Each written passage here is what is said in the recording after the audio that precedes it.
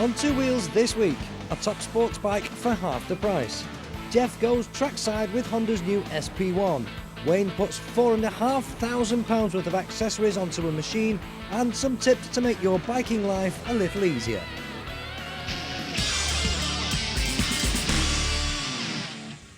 Yes sir, can I interest you in that model?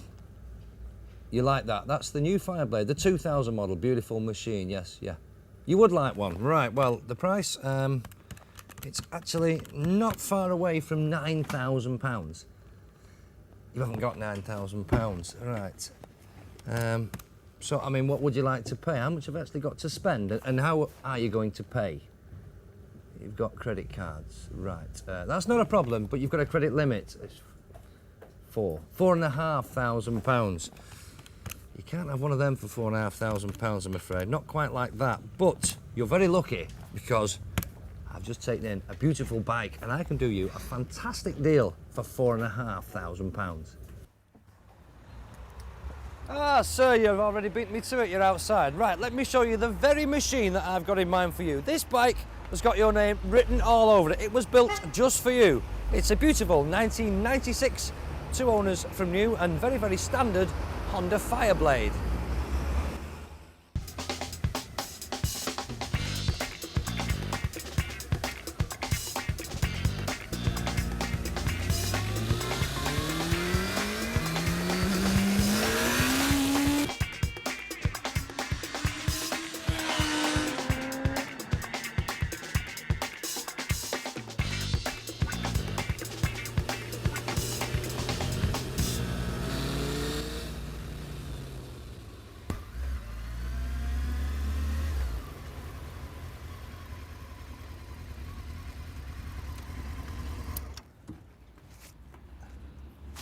So a second-hand Fireblade, priced at £4,500, about half the price of the brand new Fireblade. So are you only getting half the machine? Well, no, absolutely not, far from it. You're still getting a fantastic performance machine. And for me, one of the best looking Fireblades that there's been. It's been around since '92 now, and you might recall the very early ones had twin headlamps. 2 separate lamps on the front. By this model, this is the 96 CBR 900 RRT version, we were up to this fox eye headlamp, which for me is one of the best looking front ends that they ever did. The engine, of course, has changed over the years. This one, this 96, round about 120 brake horsepower. The new one, it's fuel injected, of course, is claiming close to 150 brake horsepower. But can you honestly say that you can tell the difference riding on a normal road? I very much doubt it. Because really, when you talk about sports bikes, when you think about modern sports bikes, you obviously think of the R1, the ZX9, the ZX6s, the R6s, and even the Hayabusas and the Blackbirds. And you read all the spec on the paper, and they're much, much faster than this. They perform much better, and everybody says they handle better. I have to say that unless your name's Carl Fogarty or Mick Doohan, I honestly don't think you'd notice. I can't believe that you would notice riding on normal roads. And really, for £4,500, sports bikes, this really is all you'll ever need.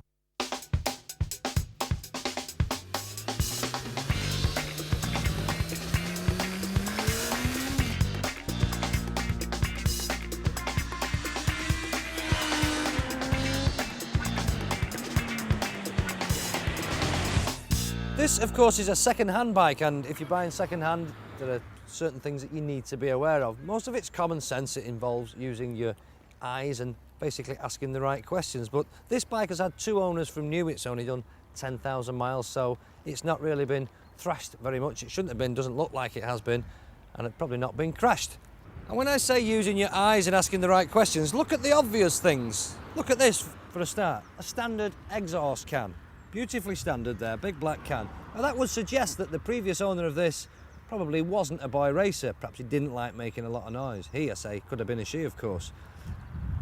On the other hand, he could have had a race can on it and put this one back on it, the standard can, before he traded it in with the dealer. We will never know.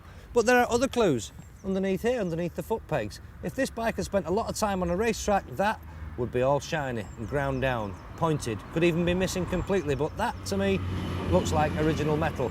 So I don't think it spent a great deal of time on a racetrack. If it hasn't been ridden properly. Bar end weights, they're not scuffed or scratched. I don't think it's been on its side, this bike. The levers, nice and clean, no kinks, no nasty bends that shouldn't be there. All the graphics are all original. There are no big stickers that perhaps you wouldn't expect to see that could be covering up nasty holes, bumps and scratches in the fairing. Also, the mechanical things worth having a quick check over. The chain, check that it's not at the end of its adjustment, so it's like stretched beyond its reasonable life. The sprocket, the rear sprocket, you don't want to buy one that's got hooked teeth on it, because a new chain and sprocket set, a proper one, will cost you something close to £130. The tyres, you don't want to have to be forking out for new tyres, because a pair of tyres for a machine like this will cost you about £200. This has got Avon Azzaros which have been fitted to it. Not done a great deal of mileage, still plenty of life left in them. If you're buying a second-hand machine, it's been owned by somebody else, so they will have individualised it. They will have added extras to it. Might not always be to your taste. And there's one of them flashing away, an alarm system. Data tool alarm, £300 worth, thereabouts. That's already on it. Costs you nothing, it's yours for free with the bike. Might even save you a few bob on the insurance. The only other extra that this has got, the only other add-on bit, should I say, is a different colour screen. It's got this red screen, which is no problem. The rest of it is beautifully standard. And it's always better, I think, buying a bike that is standard, which is sometimes, if you've got a bike loaded with extras and add-on bits, it's harder to sell because it's only to your taste. But if you buy one like this, beautifully as it was made in its original form, it gives you loads and loads of scope to add on your own bits and put it to your taste. And all that money that you've saved on not buying a new one, you can spend on extras. And I know just the man to sort them out. Oh, you've got to admit it was a good party. The things you drank, I couldn't believe it. They were serious cocktails, they were. Oh, hello.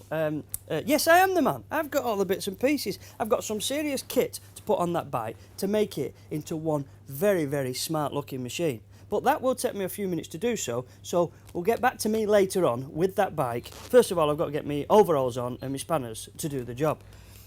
So you're going to give me a phone number, or what?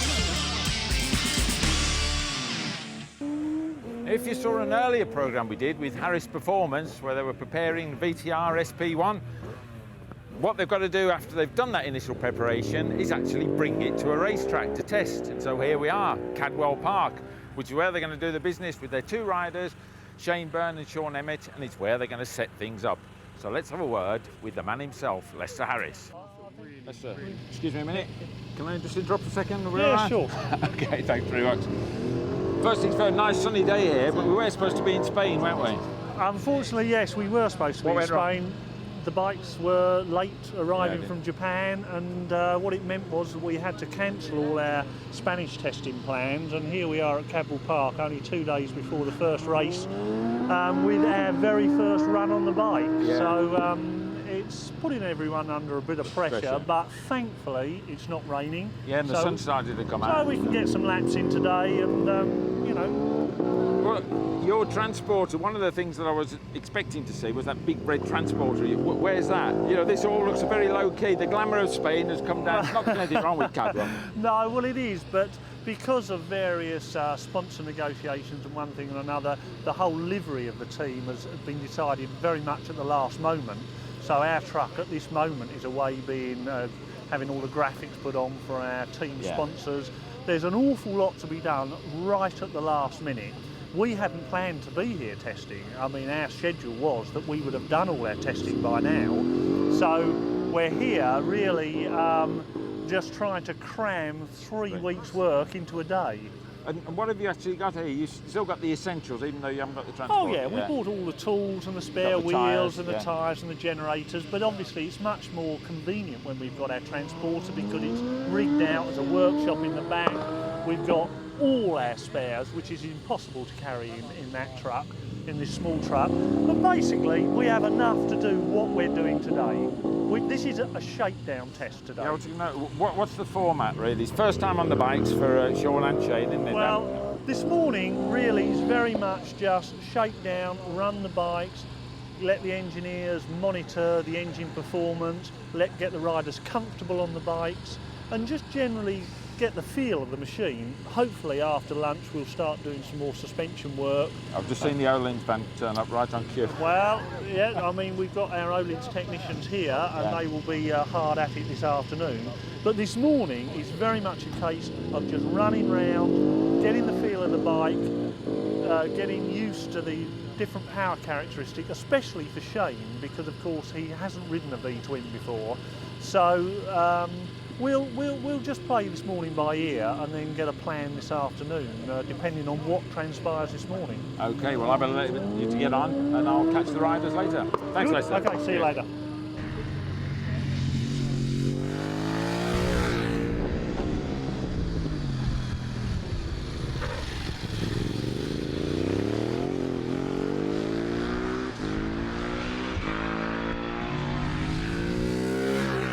Now, when you're doing bike testing, one of the most important components is the rider, and this is one of them, Shane Byrne. How did you find it this morning, Shane? Really good, yeah. I'm really pleased. The first test on the bike, it's gone really well. Obviously the bike's turned up really, really late, which made us all a bit anxious, but yeah, we've gone out this morning and it's working good. Had you ridden a road bike at all? You know, a road version of this, or was this literally your first time on it? No, this was the first time on it. The closest I come actually was revving a road bike outside one of the dealer's shops, but that's about it. So the input today for you, is it just to get familiar with the bike, the general feel of it, or are you into setting up suspension and all the rest of it? You know? As far as this morning's concerned, we just went out and done as many laps as possible. I've not had a great deal of experience on a superbike or a V-twin for that matter, so you know, it was just a case of us going out and doing a load of laps and just trying to get comfortable. Because to the viewer and to me, to be honest, your experience really on four-cylinder bikes, you haven't had much experience of V-twins, have you? This is a new experience for you? Yeah, I mean, I had like the majority of my career has been on a four-cylinder bike, and I've had a couple of tests on a couple of Ducatis. You know, they including went a certain Mr. Fogarty's, wasn't it? Yeah, I rode Mr. Fogarty's bike last November, I think. Yeah. So yeah, that was good fun. But this bike works really, really different to a Ducati.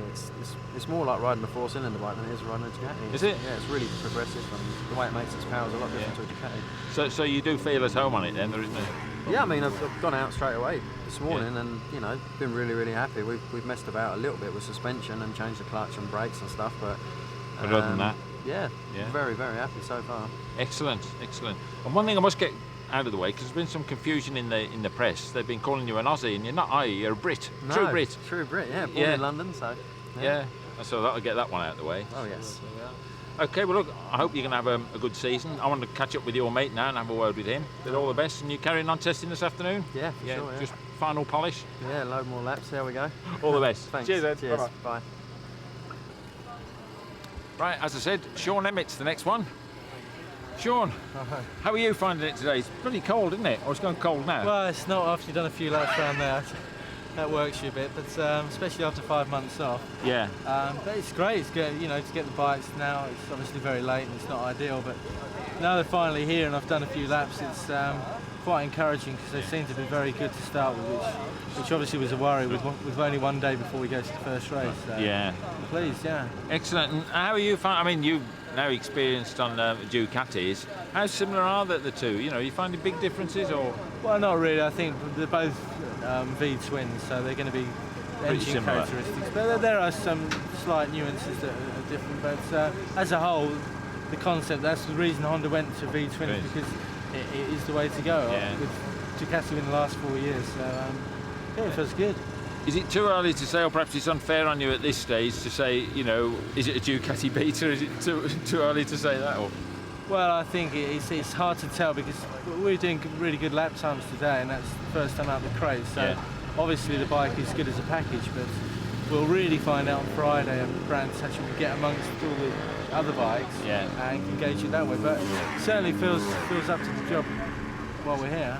So who do you think is going to be your main competitor this year? The Dukes, obviously. Well, anyone in particular? I think old mate Reynolds? I think John Reynolds will go good because he's a good campaigner, and Neil Mackenzie's gone back onto one previous champion, so he could go well. But I think I think there's so many riders out there now. I think we were counting up last night. There's about 7 or 8 definite winners, you know, Yeah. you would say have won races already, and then there's guys like Shaky. Yeah, it was going really coming up, well. yeah. So I think it's going to be interesting anyway. Right. Oh, well, we'll keep an eye on you, and it's firing up there some more tyres. So we better let you get on. Okay, thanks See very you. much. Cheers. Bye. Yeah. And there'll be more from Cadwell next week. Coming up after the break, Wayne adds £4,500 to the Honda Fireblade, and Jeff has some top tips.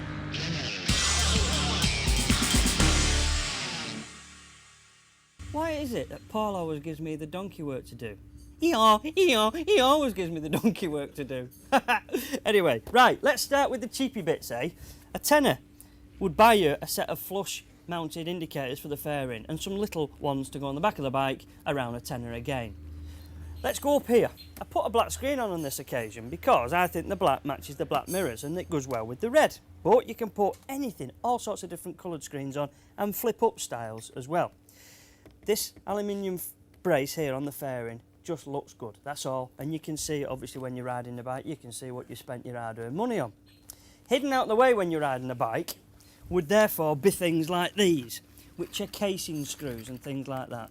And a word of warning with casing screws, you put nice coloured anodine screws in like that, which in this case, just to go around here will only cost £10 or £12. Once you've got going, you never stop. You'll end up putting them on the screen and fairing, you'll end up putting them on the filler cap on the top, and it'll add up into 50, 60 quid. So a word of warning with your lolly there. If you do like your coloured anodised bits, you can put foot pegs on like that. Put them on the front and on the rear, 20 quid a pair. And you can finish the job off with that. What's that, you might ask? Well, that is one of these, a handlebar end, and they do look quite pretty. They don't serve any more purpose, they don't do any better job, they just look nice. Anything from 10 through to 20, 25 pounds for something like that. Talking of anodised alloy bits, check this baby out on the back here. This is a nice oval end can. It looks the part, but it is going to be noisy because it's not for road use. Alright, and end cans can cost some big bucks. Anything from this micron one, which is an alloy can, and this again not for road use, for less than 200 quid, through to the likes of Yoshimura and people like that who often demand for their carbon, titanium, oval, whatever, big money, £400 and £500. This is a nice one, and this you can have for 300 quid, and it's a Boss one. And what is unique about this is that thing in the end. It's like a removable baffle. And the idea is it's quiet, so that won't wake the neighbours up in the early hours of the morning when you're going to work. But if you wanted to make a bit of noise, when you're going scratching on the track or whatever, you remove that baffle. So that's quite a good idea. That's from Boss, which is a Dutch company, and as I say, around £300.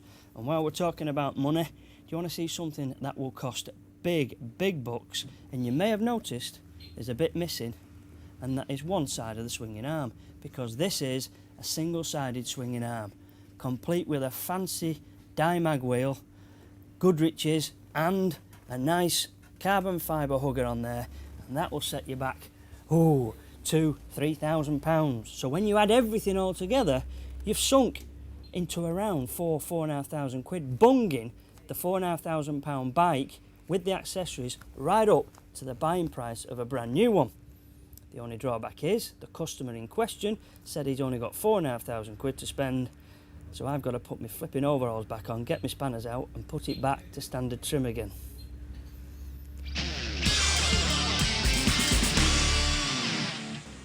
Bike cleaning. Now, we all like to keep our bikes nice and clean, unlike this one at the moment. But how on earth do you clean that front wheel? It makes it a hell of a game just pulling this round. You can buy yourself a front paddock stand, of course, fits up under the yoke, but that'll cost you anything from £60 to £80. An alternative, 2 bits of wood. High tech, eh? All you do, cut a little notch in there, make it the right length, so there's the bottom of the fork to the ground, make it a bit longer, about an inch, something like that. Turn the wheel to one side, put your piece of wood underneath, there we go, wheel clear of the ground. You've got another piece there, put it under the other fork leg here, there we have, voila, clear wheel. Now, centre stands, great invention, especially if you've got one. But if you've got a modern sports bike, you haven't got one. But if you've got a piece of wood, your problems are solved. This is what you need to do. Get yourself a piece of wood which is longer than the distance from the swing arm to the ground, like this one, considerably so. And what you're going to do is actually chuck up the swinging arm there. But there's only you at home. So cut your piece of wood, a bit of experimentation required, but cut it like that. Lean it on the swinging arm, it's on the ground nice and firm. Come round to the other side of the bike, make sure you've got the bars locked over. Grab hold of something solid like the pillion rests. Make sure your foot is on the side stand, and you're just going to pull the bike towards you until that block of wood drops. There we go. That's it. Wheels up in the air, it's chucked up under there. You can spin the back wheel, you can inspect the tyre, you can clean it and do all sorts of things. Don't sit on it, it's not that stable, but it does to do a quick inspection. Now here's a problem you can get on older bikes.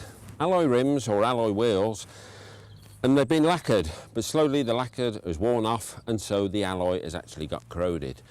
Don't throw your wheels away. Cheap way of doing it, get yourself some wire wool, get that from a hardware merchant or the old Brillo pad, get yourself some metal polish and just make yourself up a little mixture. You might notice these rubber gloves, by the way. These are just disposable gloves that you can get from any chemist. And if you're doing this sort of grotty job where you're going to get all this aluminium oxidation off all over your hands, it just saves you getting in a bloody state and makes life somewhat easier for you at the end of the day. And look, you can see that's already coming off. Needs a fair bit of elbow grease, but just keep rubbing away there and just check it now and again to see how you're doing. Look at that, it's coming along already. So I'll have another go at that, put some more on, and we'll come back to it when the old metal polish is dried and we'll buff it up.